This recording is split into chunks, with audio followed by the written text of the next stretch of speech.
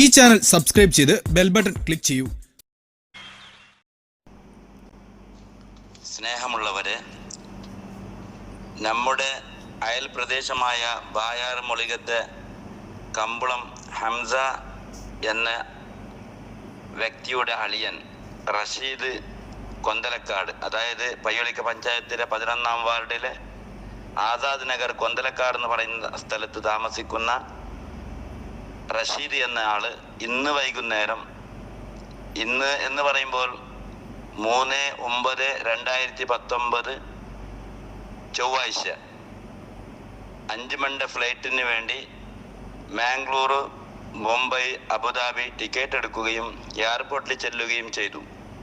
എന്നിട്ട് ബോർഡിംഗ് പാസും എല്ലാം എടുത്ത് എമിഗ്രേഷനിൽ എത്തുമ്പോൾ പാസ്പോർട്ട് വാങ്ങിവെച്ച് ഒരൽപ്പം ഇരിക്കാൻ വേണ്ടി നിർദ്ദേശിക്കുകയും അവിടുത്തെ ഉദ്യോഗസ്ഥർ പാസ്പോർട്ട് വിസ മെസ്സേജ് ചെക്ക് ചെയ്യാനുണ്ടെന്ന് പറഞ്ഞ് അകത്ത് കൊണ്ടേ തിരിച്ചു വന്ന് എമിഗ്രേഷൻ്റെ ടേബിൾ പുറത്ത് വെച്ചു.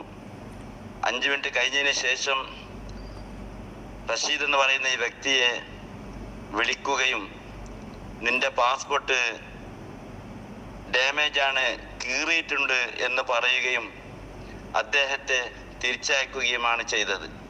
വളരെ ഖേദകരമെന്ന് പറയട്ടെ, ഇത്തരം കാര്യങ്ങൾ മംഗലാപുരം എയർപോർട്ടിൽ ഒന്നിലധികം പ്രവാസികൾ യാതനകളും വേദനകളും കഷ്ടതകളും അനുഭവിച്ച് യാത്ര ചെയ്യുന്നവരാണ്. ഇത് ഇന്ന് നടന്ന വിഷയമാണെങ്കിൽ ഇതിനേക്കാൾ മുമ്പ് എത്രയോ പ്രാവശ്യം ഇങ്ങനെ വേറെ ആൾക്കും ഈ ദുരനുഭവം അനുഭവപ്പെട്ടിട്ടുണ്ട്.